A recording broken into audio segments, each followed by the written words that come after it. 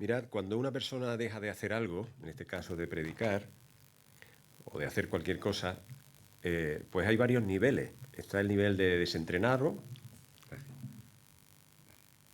está el nivel de desentrenado, que bueno, hay que coger un poquillo el ritmo y se pone uno. Está el nivel de oxidado, que ya requiere ahí un poquito de spray en las articulaciones y ya tiene que ser un agente externo el que lo hace, ya no depende de uno mismo. Y yo creo que he descubierto una categoría especial que es fosilizado. Es una broma, claro. Pero es ya que ya no solamente es un agente especial el que tiene que hacerlo, sino que realmente es Dios el que tiene que reavivar los huesos muertos, como dicen los huesos secos, ¿no? Así siento yo que esto está pasando. Bueno, hemos cogido, después de tantos años, no quiero decirnos siquiera los años que hace que no predico, pero he utilizado un tema sencillito, que es ¿cuál es el sentido de la vida? ¿Cuál es el sentido de tu vida? El objetivo último, el propósito por el cual tú y yo estamos aquí, vivitos y coleando.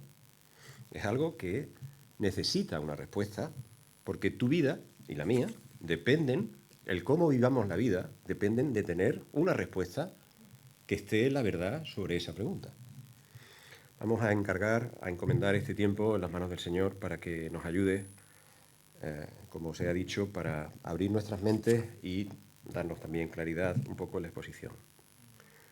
Señor, ayúdame a honrarte, que este sea el propósito real en esta mañana, Señor, a reconocerte, a que seas visible y reconocido, Señor, delante de mis hermanos y amigos que están aquí y que puedan escuchar. Ayúdanos, Señor, tú que tienes poder sobrenatural para actuar en nuestra mente y en nuestro corazón y prepararnos, Señor, para recibir la palabra, para recibir tu palabra, Señor. Y al mismo tiempo, Señor, danos un espíritu crítico para que no todo entre sin filtrar, sino que realmente nos dé sabiduría para discernir qué es correcto y qué no es correcto. También en las predicaciones que escuchamos, Señor. Gracias por esta oportunidad que tú nos das. Gracias, Señor. Y ponemos confiadamente este tiempo en tus manos. Amén. Bueno, pues en líneas generales, las personas tenemos aproximadamente tres maneras generales de responder a esta pregunta de cuál es el sentido de la vida. Imaginaos una gran sala en la que está toda la humanidad y hay tres puertas. En una puerta, cuando uno cruza esa puerta, en el que uno espera encontrar el sentido fundamental de la vida, se encuentra la nada. Es decir, el concepto que hay detrás de esa puerta es no hay ningún sentido. La vida es que no tiene ningún sentido. No te pongas a buscarlo porque la vida es un sinsentido. Los cristianos podríamos pensar que, bueno, es una afirmación de alguien que no sabe lo que está diciendo y todo esto. Quizá. Pero este tipo de afirmaciones tienen unos aspectos de verdad que hacen que la gente en realidad piense de esa manera.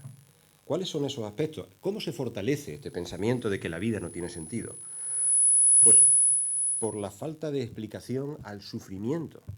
El sufrimiento es una cosa fea, de verdad, es muy fea. Un cristiano sufre, un musulmán sufre, un ateo sufre, un niño, un viejo, todo el mundo sufre. Y cuando sufre es feo, feo de narices. Cuando el sufrimiento es muy gordo, provoca caos, provoca una sensación de no saber exactamente para dónde ir. Esto no solamente es una cuestión cerrada a un tipo de personas, esto es una verdad. El sufrimiento produce un zarandeo que hace que las personas, cualquier ser humano, se desestabilice. Y hay una natural predisposición en la vida a que cuando te das cuenta de que la vida ahora estás vivo y dentro de 10 minutos no, o cuando ya eres muy mayor, es difícil encontrar hoy día personas que estén más cerca del hoyo, perdón, que tengan un pensamiento de agradecimiento por la vida y de alegría. Yo no sé, vosotros, me encuentro mucho más personas que están amargados. Que lo que te dicen es, mira, aprovecha que estos son 4 días, porque esto de verdad se pasa rapidísimo. Eso es debido a lo breve que es la vida y a los sufrimientos que es la vida y a encarar la muerte como algo feísimo. Es decir, este argumento, no podemos burlarnos de este argumento. Es un argumento que hay que tener en cuenta. Se fortalece la fugacidad y el olvido. Imaginaos, ahora estamos vivos y dentro de 10 minutos nos morimos. ¿Quién nos va a recordar? Durante unos meses, unos años, nuestra familia cercana, algunos amigos quizás, pero cuando esto pase, dentro de 30 años, ¿quién se acordará de nosotros? La vida es realmente muy volátil y muy fugaz. La gente seguirá lo suyo. Y todas las preocupaciones que hemos tenido, todo lo que hemos tratado de desarrollar en la vida, no sé si entendéis esto, da una sensación de sinsentido, lo produce. ¿Qué destaca en este tipo de puerta, en este pensamiento? Pues destaca la desesperanza. Si hay algo que destaca aquí es la desesperanza. ¿Cuáles son los exponentes de este tipo de pensamiento más habituales? El ateísmo, casi siempre ha estado en esta franja. El materialismo, la vida es materia, se acaba la materia, se acaba la vida y se acabó el tema. Aquí no hay más trascendencia que valga. Pero también muchísimas personas mayores, como decía antes, que ya han cumplido una etapa y se ven cerca del agujero y no tienen esperanza. Hay otra puerta en ese salón grande. Cuando cruzas esa puerta, lo que ves allí es un gran letrero que dice: el sentido, es decir, el fin último, el objetivo de la vida, es la búsqueda de la felicidad. Esto está muy bien representado por Aristóteles. Es decir, esta idea se fortalece ¿en qué? Hay una verdad detrás de esta idea, porque todas las personas anhelan felicidad. Es fácil que cualquier persona tenga adeptos a esta manera de pensar, porque se fortalece en que el ser humano tiene posibilidades. El ser humano no es un perro. El ser humano tiene vida, salud, capacidad de dar vida, de transmitir vida, de multiplicarse y fructificar. Tiene inteligencia, tiene ¿cómo se llama? Perseverancia, gracias. Ahí se nota ya los efectos del Alzheimer. Tiene perseverancia, tiene creatividad, tiene valor moral, distingue lo que puede ser bueno y lo que puede ser malo. El ser humano es la caña, en un sentido. Entonces, cuando en vez de estar mirando hacia otro sitio, estamos mirando hacia las posibilidades del ser humano, es natural cobrar el ánimo necesario para decir, yo puedo. Aquí, buscar la felicidad se suele hacer por dos vías distintas, que las vemos muy bien en la parábola del hijo pródigo. El hijo más pequeño dice: quiero el deleite y lo quiero ya. Quiero disfrutar y lo quiero ahora. Darle rienda a mis ojos, mi corazón, gastar todo lo que puedo gastar, que tengo salud y fuerza y dinero. Es decir, la felicidad por medio de la recompensa inmediata de lo bueno. Pero no es esa la única. El hijo mayor estaba en otra posición y hoy día está de moda el estoicismo, que fue un movimiento muy conocido y que sigue siendo una manera de pensar que busca la felicidad retrasando el momento del gozo. Es decir, no, un momento. Tú no des rienda suelta a todo. No. Vive una vida recta, moral. Un cristiano podría decir: oye, muy bien. No mientas. Fantástico. No robes. Muy bien. Tu conciencia siempre ahí. Trabaja para que cuando llegue puedas ver la recompensa. Sigue en eso. Es decir, la búsqueda de la felicidad no es vive el momento y carpe diem solamente. Es también, la vida es larga y la felicidad la puedes encontrar reprimiéndote ciertos aspectos de deleite inmediato. Todas estas cosas destacan fundamentalmente por la esperanza. ¿Cuáles son los puntos fuertes aquí? Las posibilidades humanas y las fortalezas.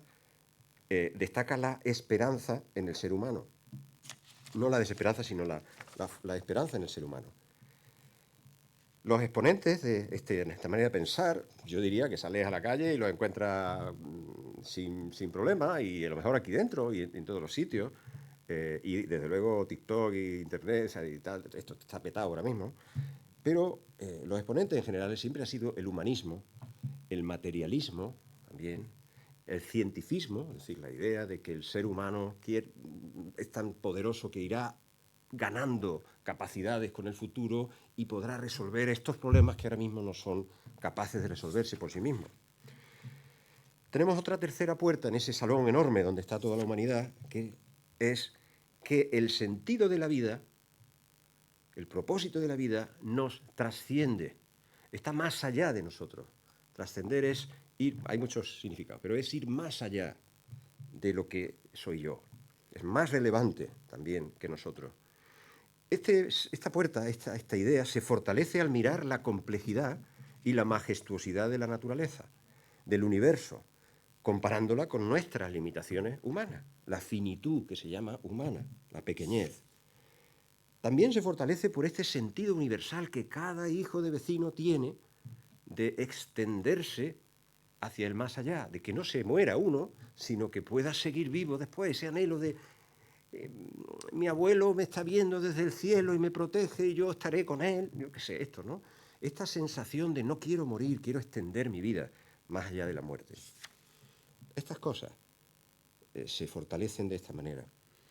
En esta puerta destaca la conciencia de lo inmaterial, no tanto de lo material, sino de lo inmaterial. Por supuesto que la naturaleza se ve, es material, pero hay una conciencia detrás de, esto es muy gordo, aquí hay algo potentísimo detrás. Esa conciencia es la que destaca en esta manera de ver la vida. Y el deseo de estar en paz con eso que es lo luminoso, llama alguna, es lo tremendo, lo divino, esto tan enorme. Por eso se adoraba el sol y la luna, porque era una cosa muy gorda y lo importante era estar en paz con eso, agradar a eso, para que la vida tuviese sentido y pudiéramos vivir tranquilamente. Esto es un sentido humano de trascendencia que lleva a adorar aquello que nos parece mucho mayor que nosotros. Antes de juzgar a las personas, como los cristianos, que tenemos costumbre de situarnos siempre en la verdad y tal, bueno, antes de juzgar a las personas porque piensan de maneras parecidas a estas, quiero decir solo que cada una de estas maneras de ver la vida contiene aspectos de la verdad, observan aspectos de la verdad. Pero ¿cuál es el problema de fondo? Que están incompletos, que no están viendo el cuadro completo. Les falta luz, esta es la palabra clave. Están exentos de luz. La luz es necesaria para conocer la verdad, y la verdad es lo necesario para vivir. Yo tengo un recuerdo de cuando tendría unos 8 años, a lo mejor mi madre se acordará bien, lo mismo ni idea, cuando vinimos de Córdoba, que alguien me había contado algo de Drácula, una película, algo, no sé. Yo me acosté asustadito perdido y tenía pesadillas, toda la noche con pesadillas con el puñetero Drácula. Perdón por la... y para colmo encima, en una ventana allí, lo típico, pues que había una ropa colgada en una percha, se movía con el aire de noche. ¿Habéis sentido miedo alguna vez en vuestra vida? Pues yo creo que allí estaba yo en el pico del miedo, en ese momento.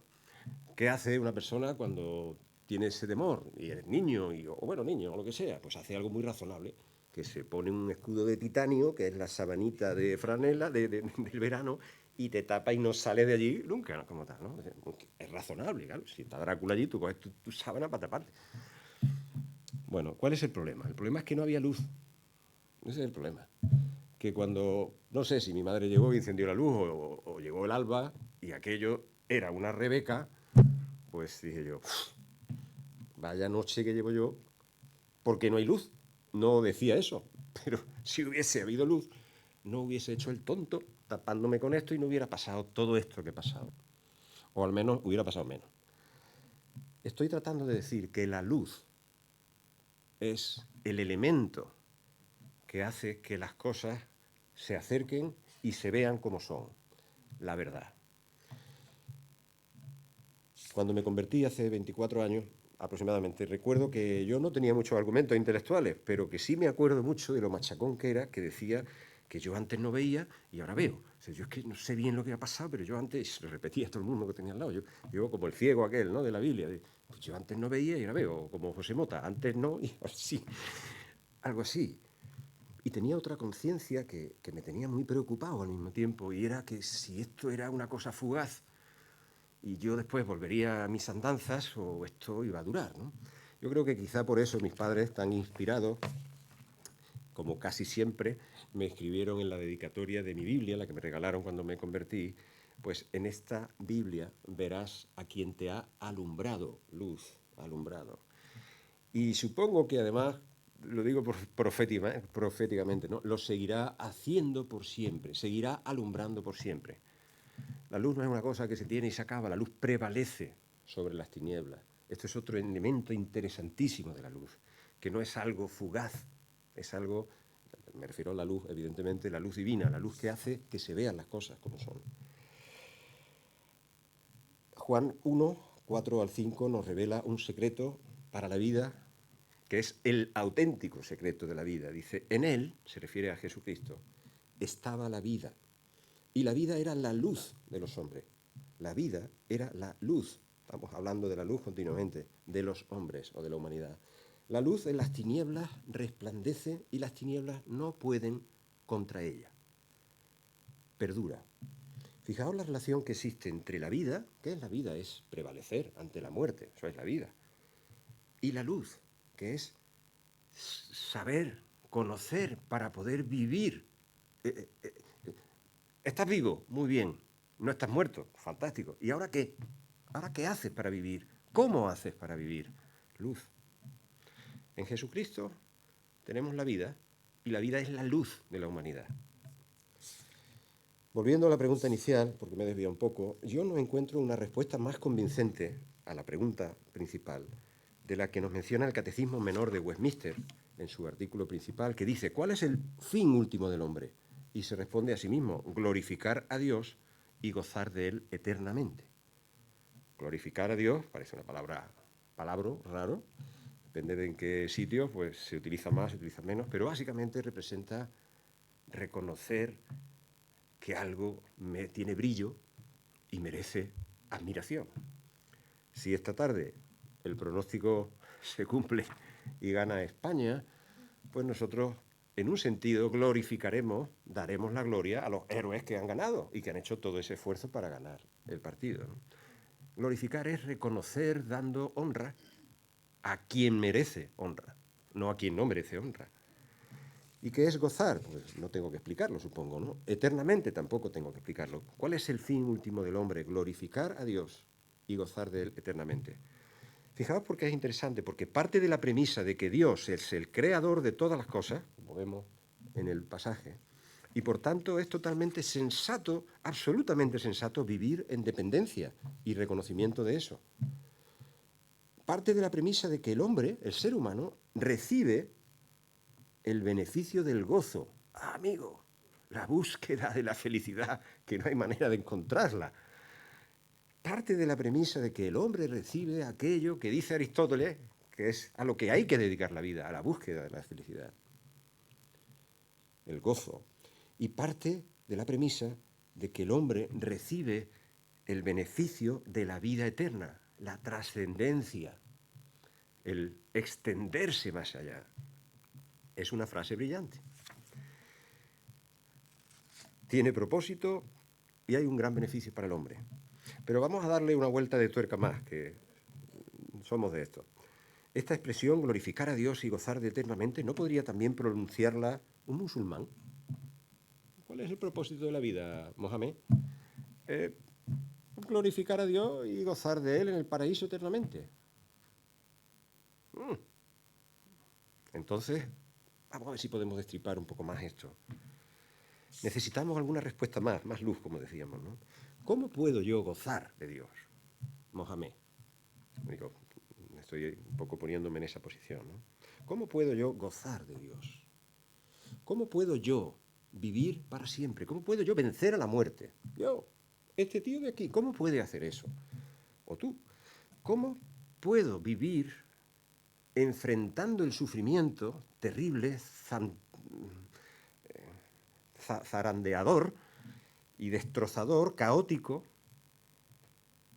si yo no tengo capacidad en mí personal para todo esto? ¿Cómo puedo yo gozar de Dios si Dios es algo tan enorme? ¿Cómo puedo vivir sobre la muerte? ¿Cómo puedo enfrentar el sufrimiento? Los musulmanes y los judíos pues responderían pues cumpliendo a rajatabla cada una de los preceptos divinos. No te salgas ni a izquierda ni a derecha. Tú, pim pom, pim pom, pim pom. Y otro diría, sí, pues ahora ponte tú y lo haces. Porque es un poco un querer y no poder continuo, absolutamente continuo. Así es que me parece que una respuesta mucho más razonable a esas tres preguntas es: yo solamente puedo gozar de Dios, vivir eternamente o enfrentar el sufrimiento de una manera loable por una acción que no está en mí, que viene de fuera de mí y me es dada. Es decir, una acción poderosa de Dios y benevolente de Dios hacia mi persona.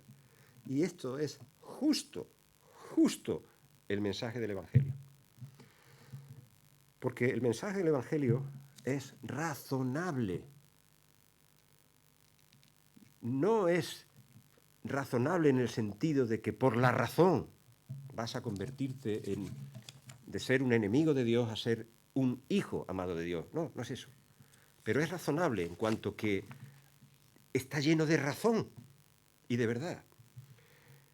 Es Dios quien toma la iniciativa. Se acerca a las personas de manera presencial, personal, hablando en el idioma que se puede entender y no tener ninguna duda de lo que se está diciendo. Él resuelve el problema de la distancia entre el ser humano y Dios, que existe desde la creación prácticamente, desde la caída, que se llama ese episodio, cuando el ser humano decide que él tiene sus tres puertas, decide mantenerse erguido en que la vida no tiene sentido, o en que tiene sentido si a mí me da la gana, o que yo soy el Dios, y que yo soy, y yo soy, y yo soy, y este es mi argumento para la vida, y esta es mi respuesta, no la tuya, esta es mi respuesta. Esas tres puertas, de manera simbólica, vienen a representar al ser humano erguido frente a Dios, en vez de humillado o sirviendo a Dios. Pero Dios está dispuesto a hacer la vista gorda, no es la palabra adecuada, pero está dispuesto a perdonar y a volver a restituir al ser humano como hijo amado. Vosotros tenéis hijos, todos. Esto es muy sencillo. Ser hijo amado de Dios, que Dios nos dé el poder de ser hecho hijo de Dios, es lo mismo que cuando tú tienes un hijo. Sufres cuando sufre. Sufres. Tendrá fiebre, boquera cuando sufre. Las entrañas se te remueven cuando hay sufrimiento. Te acuestas pensando, depende de las edades, depende de muchas cosas, te acuestas pensando qué puedes hacer para ayudar en una situación de conflicto, de problema. Intentas sostenerlo en la medida de tus posibilidades, darle lo que necesita. Tienes una preocupación que está en las entrañas tuyas cuando tienes un hijo. Jesús dice: si vosotros sois un desastre y sois con vuestros hijos, los amáis, ¿cuánto más el que es todo lo bueno, todo lo perfecto, todo lo recto, todo lo justo, Él no hará con nosotros? Es decir, ser hecho un hijo de Dios no es, bueno, sí, vale, esto no es una religión, no es una cosa. Eso es algo que es sencillamente, es ser una persona totalmente distinta, es tener una vida totalmente distinta, es tener un propósito en la vida absolutamente distinto. El Evangelio es muy razonable porque afirma que el sufrimiento tiene sentido. Las personas que están en esa situación de que el sufrimiento es un caos y la vida es un sinsentido, chocarían rápidamente contra esto. Se puede hablar mucho de este tema. Pero el sufrimiento es una consecuencia, no es un fin. El sufrimiento no es un fin, es una consecuencia. No niega el Evangelio la grandeza del ser humano. No dice, no es Dios. el único, y los seres humanos no tienen ninguna importancia. No, no, no. Está preocupado porque los seres humanos desplieguen todo el potencial por el que fueron hechos. Porque sabe que tienen ese potencial, porque son hechos a la imagen de Dios. El Evangelio no niega el potencial de las personas. Les da precisamente lo necesario para que ese potencial se viva como corresponde. Ofrece luz, ofrece propósito para la vida, ofrece una esperanza, no desesperanza, y además ofrece poder. Pocas veces hablamos del aspecto del poder, pero también cuando una cosa es sobrenatural, actúa con un poder que es mayor que el nuestro. El Evangelio es poderoso, dice la Biblia, es poder de Dios para salvar. No son palabras, es el poder, es la fuerza, es la potencia sobrenatural de Dios para poder diferenciarse de cualquier otro mensaje de palabra, más elocuente o menos elocuente. Satisface el anhelo humano de vivir para siempre. Es como si fuésemos haciendo un check y vamos diciendo, madre mía, también, aquí también, aquí también. Es accesible, está al alcance de las personas, con matices muy importantes, porque únicamente es accesible. Porque aunque pueda explicarse con palabras, ser hecho hijo de Dios amado para gozar de Él eternamente es una acción sobrenatural, como hemos dicho. Requiere verdadero arrepentimiento y una auténtica condición de pobreza espiritual. Bienaventurados los que lloran, como los niños, bienaventurados los pobres, bienaventurados los que no tienen ningún recurso y solo hay necesidad completa y no se hierguen en sus razonamientos en ninguna de las puertas de su filosofía, de su bienaventurado, porque ellos son los que van a recibir ser hechos hijos de Dios. Esto parecen palabras, pero es la vida, es la diferencia entre la vida, que dicen en la iglesia de la que vengo, y la vida anodina. Estoy casi acabando. Voy bastante bien de tiempo, por cierto, pensaba que me iba a enrollar más. Estás vivo, estás viva. Y este es el motivo fundamental de por qué tú y yo estamos vivos. Para que podamos conocer a Dios a través de Jesucristo. Para que podamos vivir la vida que tiene sentido a través de Jesucristo. En todas las áreas de la vida. Ahora entramos. Y que podamos hacerlo hasta que la muerte os separe, dicen los matrimonios, no, hasta que la muerte os una eternamente y para siempre con Él. La vida tiene muchas esferas, muchas áreas. Después voy a dar un pequeño anuncio sobre un proyecto que tienen los pastores en relación al tema del trabajo. Y quiero terminar tratando de centrarme un poco en tratar de aterrizar todo esto para ser un poco más práctico, que sea más de utilidad quizás, porque la vida, repito, tiene muchas esferas. Qué bueno es tener luz, qué bueno es saber cuál es el sentido de la vida en general, pero qué bueno, buenísimo es saber cuál es el sentido de la vida en las esferas distintas. El sentido de la vida para el trabajo, el sentido de la vida para las relaciones, el sentido de la vida para el yo, la persona, el yo, el sentido de la vida para el descanso, para la contemplación. Esto es una preciosidad en sí mismo. Por supuesto que cada una de estas cosas podrían ser 7 predicaciones, pero la luz en cada una de estas áreas, el cómo, es decir, el aspecto práctico, es lo que marca la diferencia en ese área concreta de la vida.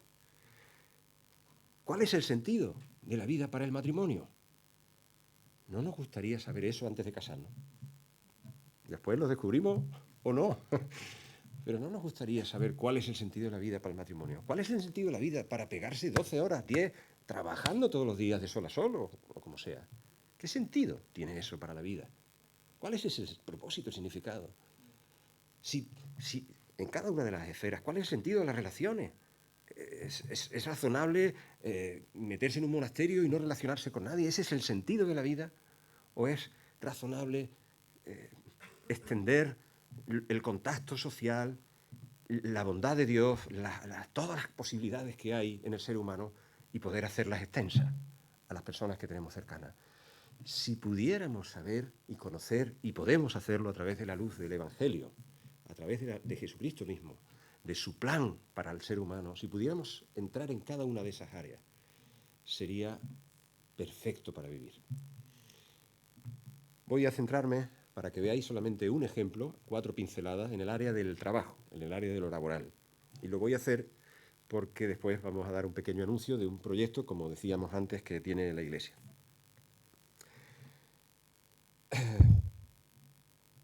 Pinceladas pequeñas. Una pequeña ilustración para entender este tema del trabajo. Pues un tío iba por la calle y se encuentra uno que está picando piedra, tirado en el suelo, al sol, y le pregunta, posiblemente conozcáis ya este ejemplo. No desveléis el final. Y le dice, oye, ¿qué estás haciendo? Y el tío lo mira así para arriba y le dice, pues no me ves, aquí picando piedra al sol, a una miseria que me pagan, y pasándose, ¿qué voy a hacer? ¿Qué voy a hacer? O sea, no tiene mucho sentido. Eso no tiene un sentido vital. Pasó un poco más adelante y vio a otro hombre haciendo exactamente lo mismo al sol y tal. Hola, ¿qué estás haciendo? Pues aquí estoy, ganándome la vida. Estoy trabajando porque me pagan mi jornal, no es mucho, pero me llega para mantener a mi familia. Pero es que además tengo un plan, porque conforme vaya ascendiendo, vaya trabajando, vaya haciendo más cosas, cobraré más, viviré mejor, tendré una mejor casa, seré una persona mucho mejor. Ah, mucho bien, muy bien, muy bien. ¿Veis? Otra puerta ahí, ¿verdad? Y ve a otra tercera persona. Hola, ¿usted qué está haciendo? Exactamente igual. Tío, misma situación. ¿Qué está usted haciendo? Y el hombre lo mira y dice, yo estoy construyendo una catedral. La percepción de cuál es el objetivo es lo que hace que uno haga un trabajo de una manera o lo haga de otra manera. Estoy hablando del área laboral. Ahora pensad en todas las áreas de la vida. La percepción del sentido por el cual las cosas son, la verdad, hace que vivamos vidas que tengan sentido realmente. Sobre el trabajo de manera específica y práctica. Es evidente que tenemos que trabajar para vivir. Aquí está alguien diciendo, no, vivimos a 1 metro de encima del suelo y fantástico. No. Aquí hay que currar para traer dinero a casa y comer y poder también progresar en la vida. Por supuesto, el trabajo no es un castigo divino. El castigo divino, entre comillas, es la dureza del trabajo, el que no sale todo como debería y que nos produce cardos y espinos. Pero el trabajo dignifica al ser humano. Claro que es bueno progresar, ascender, bueno, legítimo y necesario.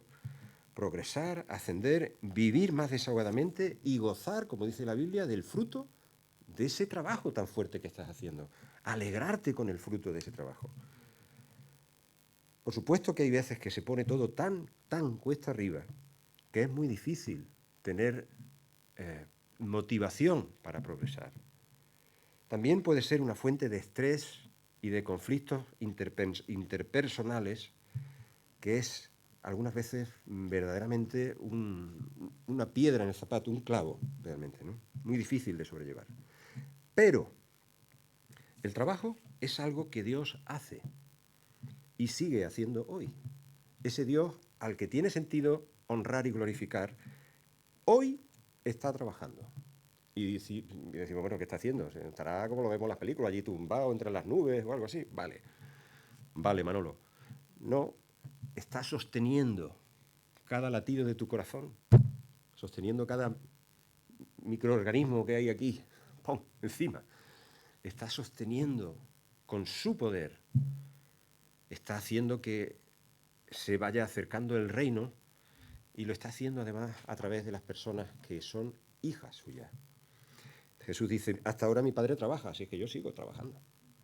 El trabajo es en sí mismo, esto es lo que más me gusta de él, la forma de darle la vuelta, de revertir el caos y permite la vida a consecuencia de que está bien hecho. permite la vida y el trabajo. No me refiero a cobrar dinero, no cobrar tal.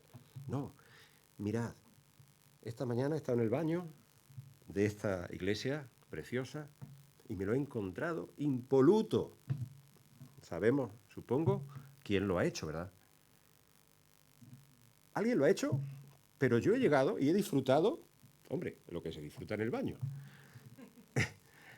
Pero no ha sido un caos. Imaginaos aquello lleno de suciedad, de porquería, de historias y tal. Alguien ha puesto orden, que es lo que Dios hace cuando ve la tierra desordenada y vacía, y lo ha ordenado todo. Este sentido del trabajo, si pudiéramos encontrar en nuestros trabajos habituales de qué manera nosotros ponemos orden sobre el caos, ya llevamos ganado muchísimo para hacer un buen trabajo. Imaginaos, por otro lado, algo más práctico todavía, aunque no me quiero enrollar, pero ¿habéis visto las huelgas estas de la basura, que se acumulan la basura y ocupan ya la acera, la calle y todo? Pues el kiosquero, el hombre que sirve los desayunos por la mañana no puede poner las mesas, el otro no puede pasear, la señora no puede pasar el perro, el dos no sé cuánto, y aquello es un hedor tremendo, bichos, podredumbre.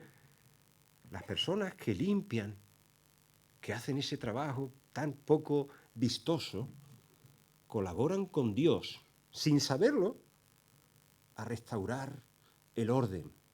Ordenan la vida y la existencia de los demás. Y los demás disfrutamos de el trabajo de ellos que Dios les hace que lo disfruten, aun cuando ellos no tienen ni idea de por qué lo hacen. Aunque ellos piensen que el propósito del trabajo suyo es llevarle las habichuelas a la casa. Fijaos el propósito. Cuando hacemos bien lo que nos toca hacer, y no siempre lo vamos a hacer bien, muchas veces lo vamos a hacer mal, porque estoy viniéndome arriba y a pensar, es que esto siempre... No. Esta es la verdad. Si el Señor me permite que sea la verdad, yo creo que esta es la verdad. Pero no todo es perfecto en el tiempo que estamos aquí. Sin embargo, con la mirada puesta en que la luz le estaba dando aquello era una Rebeca, si yo sé que eso es una Rebeca, la vida se vive de otra manera, creedme. Al hacer bien lo que nos toca hacer, y no siempre lo vais a hacer bien, lo vamos a hacer bien, beneficiamos a mucha más gente de la que pensamos. Nosotros hacemos nuestro trabajo y nos vamos a casa. Y no tenéis ni idea, básicamente porque se nos pierde la cadena, de la cadena de bendición que vamos dejando a la espalda. Cuando tú le pagas a tiempo a un proveedor, por ejemplo, o haces algo que realmente está haciendo lo que debes hacer, esa persona coge ese dinero, se va y le compra a su hijo lo que sea, haces que esa persona viva mucho mejor. Y tú estás en tu casa sin tener ni puñetera idea de lo que has hecho. Pero cuando haces bien, ¿cómo se hace bien? Mirad el versículo. En conclusión, hacerlo todo para Dios. Hay otro versículo que no está aquí, que dice, todo lo que hagáis, hacerlo como para Dios y no como para los hombres. Esta idea es la que yo quiero transmitir. Cuando nosotros hacemos lo que nos toca hacer y lo estamos haciendo para Dios, sentimos una enorme liberación. Yo no sé vosotros, pero yo soy de los que le importa mucho lo que piensan de mí. Hay personas que tenemos ahí con eso una cosa que nos complica más que a otras. Cuando yo dejo de fijarme tanto en lo que piensa un cliente de mí y me centro en hacer mi trabajo de manera que pueda Dios mirar y alegrarse con mi trabajo, ahí podríamos entrar en mil cosas, para qué soy bueno, para qué no vamos a entrar. Pero cuando yo estoy haciendo el trabajo que me corresponde hacer, como para servir a Dios, entonces la presión que uno tiene, que es muy poderosa, lo digo por mi experiencia, para ser un bien queda, lo que eso influye pasa a un plano bastante secundario. ¿Por qué? Pues porque tienes a alguien por encima del otro. ¿Eso significa que todo es perfecto? No. Eso significa que cambia mucho la manera, que te enfoca en la dirección correcta. Por último, el Padre Nuestro, que conocemos, dice, venga a nosotros tu reino. Así es que cuando trabajamos con todo esto que estamos diciendo en mente, estamos realmente contribuyendo a la venida del reino. Da lo mismo que seas un policía, un bombero, un torero. ¿Se admite el chiste? Da lo mismo. siempre que sea un trabajo honrado,